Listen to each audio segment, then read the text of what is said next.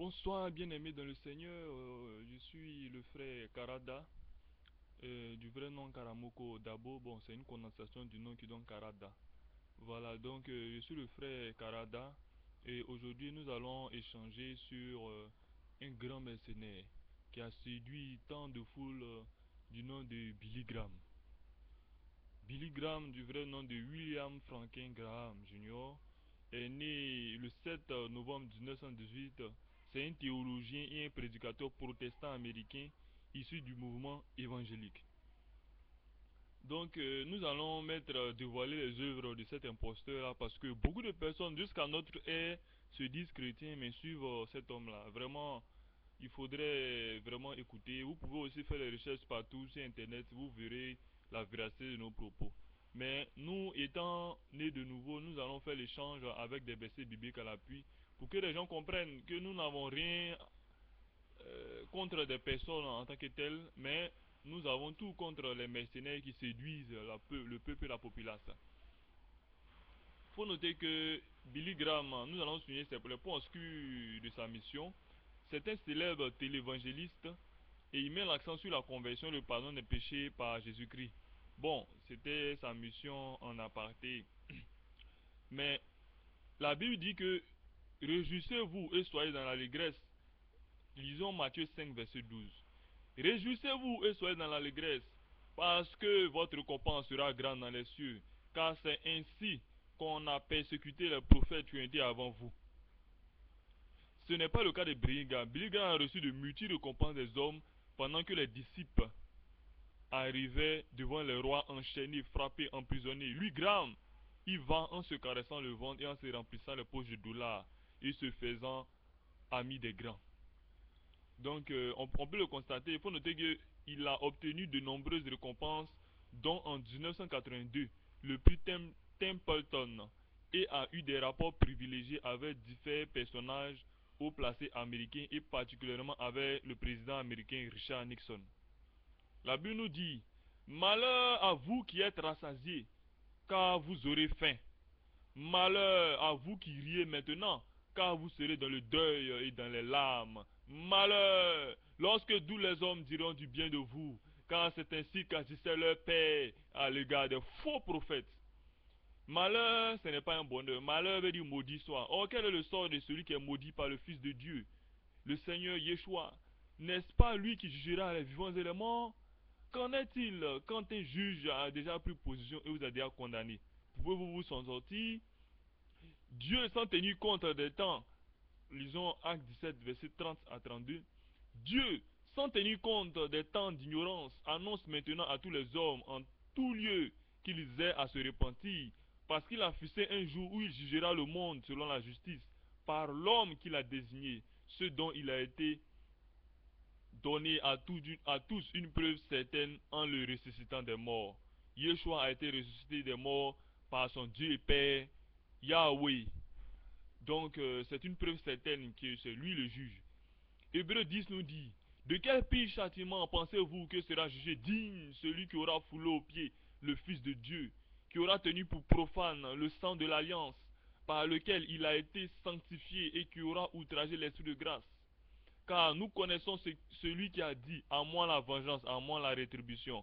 Et encore, le Seigneur jugera son peuple. C'est une chose terrible que de tomber entre les mains du Dieu vivant. Oui, c'est une chose terrible de tomber entre les mains du Dieu vivant. C'est ce Yeshua, le juge par excellence. C'est lui qui jugera les hommes, les vivants et les morts. C'est lui dont le nom a été élevé au-dessus de tout nom. Et c'est lui qui dit: malheur à vous qui vous réjouissez maintenant. Malheur. Oui, malheur. Faut noter que, regardez Billy Graham, lisons une partie de sa vie, dans le sondage Gallup, G-A-2-L-U-P, Gallup, en 2002, sur les hommes les plus admirés aux États-Unis, le prédicateur Billy Graham arrive en 6e position depuis 1948. C'est la 45e fois qu'il figure dans cette liste. La popularité de Billy Graham a ainsi traversé plusieurs périodes de l'histoire de l'Amérique contemporaine. Est-ce que vous comprenez, bien aimé? Cet homme-là, ce faux mercenaire, ce faux serviteur de Dieu. Bon, est-ce que vous pouvez caser Paul comme quelqu'un de populaire? Paul était impopulaire. Il était emprisonné, enchaîné. Il a plusieurs fois été lapidé, fouetté.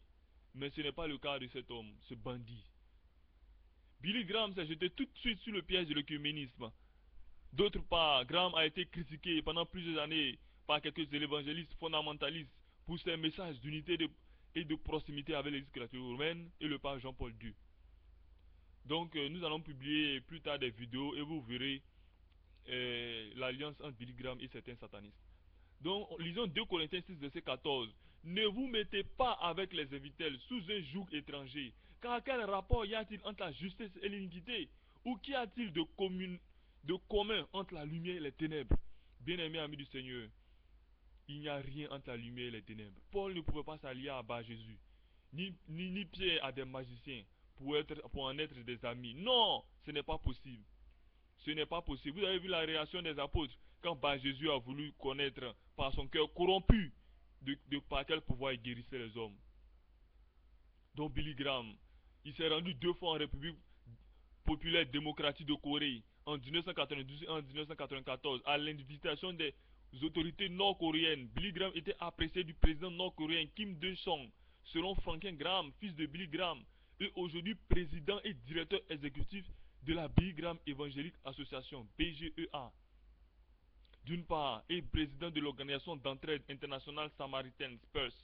D'autre part, les liens de confiance entre la famille Graham et les autorités nord-coréennes ont ainsi conduit à la réalisation de plusieurs projets de coopération de Corée du Nord par la BGA et la Samari PURS, s'agissant du réseau de télévision de la RPDC, de la mise en place de cliniques dentaires ou d'une unité de soins intensifs. Voyez-vous, bon, nous avons déjà vu l'abomination de l'alliance de Billy Graham, ce faux prophète-là, avec ce faux serviteur de Dieu avec des autorités de ce monde. Mais regardez un peu le rôle de son fils. Son fils est président directeur exécutif de la Billy Graham Evangelic Association. Vous voyez, c'est une machine mise en place. C'est un financement. Je dirais que c'est une organisation financière qu'ils ont mis en place et non des églises. Oui, c'est des organisations financières qui sont mises en place, des buildings d'argent.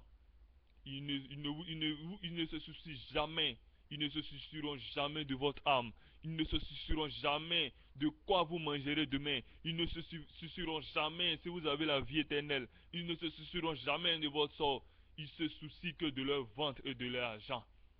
Le Seigneur l'a bien dit dans Jean 10, que les mercenaires viennent pour voler et pour dérober. Ne suivez pas cet homme, ni les hommes qui se disent de lui, car c'est des faussaires et des brigands. Nous avons vu que Billy Graham était ennemi de la nation hébreu par l'échange qu'il avait avec le président Richard Nixon le 1er février 1972, où il a révélé que les Juifs, oui, que les Juifs, c'était des personnes là même qui créaient le mal dans le monde. Et rappelez-vous que ces paroles-là viennent des grands satanistes de ce monde, dont le dictateur Hitler et bien d'autres. Bien aimés amis du Seigneur, je vais m'arrêter là et vous verrez des vidéos que je vais ajouter à ce message là sur un autre témoignage, et là vous verrez l'association entre Billy Graham et le président Bush qui est en réalité un grand sataniste, et vous verrez le piège de tout ça. Donc bien aimés amis du Seigneur, j'aimerais que vous vous repentiez vraiment. J'ai mal au cœur parce que beaucoup pensent qu'ils sont dans la protection en se mettant sous les jougs de certains hommes de Dieu. Je vais lire Jean 10 et m'arrêter là. En vérité, je vous le dis, celui qui n'entre pas par la porte dans la bergerie, mais qui y monte par ailleurs, est un voleur et un brigand. Mais celui qui entre par la porte est le berger des brebis. Le portier lui ouvre et les brebis entendent sa voix. Il appelle par leur nom les brebis qui lui appartiennent et il les conduit dehors. Lorsqu'il a fait sortir toutes ses propres brebis, il marche devant elles et les brebis le suivent parce qu'elles connaissent sa voix. Elles ne suivent point un étranger parce qu'elles fuiront loin de lui, parce qu'elles ne connaissent pas la voix des étrangers. Yeshua leur dit cette parabole, mais ils ne comprirent pas de quoi il leur parlait. Yeshua leur dit encore, en vérité, je vous le dis, je suis la porte des brebis. Tous ceux qui sont venus avant moi sont des voleurs et des brigands, mais les brebis ne les ont point écoutés. Je suis la porte. Si quelqu'un entre par moi, il sera sauvé. Il entrera et il sortira et il trouvera des pâturages. Le voleur ne vient que pour dérober, égorger, détruire. Mais je suis venu afin que les brebis aient la vie et qu'elles soient dans l'abondance. Je suis le bon berger. Le bon berger donne sa vie pour ses brebis. Mais le mercenaire, qui n'est pas le berger et qui n'appartient pas, à qui n'appartiennent pas les brebis, voit venir le loup, c'est-à-dire Satan, abandonne les brebis et prend la fuite. Et le loup les ravit et les disperse. Le mercenaire s'enfuit parce qu'il est mercenaire et qu'il ne se met point en peine des brebis. Je suis le bon berger. Je connais mes brebis et elles me connaissent. Comme le Père me connaît et comme je connais le Père. Et je donne ma vie pour mes brebis. J'ai encore d'autres brebis qui ne sont pas de cette bergerie. Celles-là, il faut que je les amène. Elles entendront ma voix et il y aura un seul troupeau, un seul berger. Le Père m'aime parce que je donne ma vie afin de la reprendre. Personne ne me l'ôte, mais je donne de moi-même. J'ai le pouvoir de la donner et j'ai le pouvoir de la reprendre. Tel est l'ordre que j'ai reçu de mon Père. Voyez-vous, bien-aimés dans le Seigneur, voyez-vous, le mercenaire, il ne vient que pour dérober, pour détruire, pour égorger. Ne suivez pas Billy Graham. À la suite de ce message, je créerai une autre vidéo où j'ajouterai des vidéos afin que vous voyez l'abomination de cet homme-là. Soyez bénis. Amen.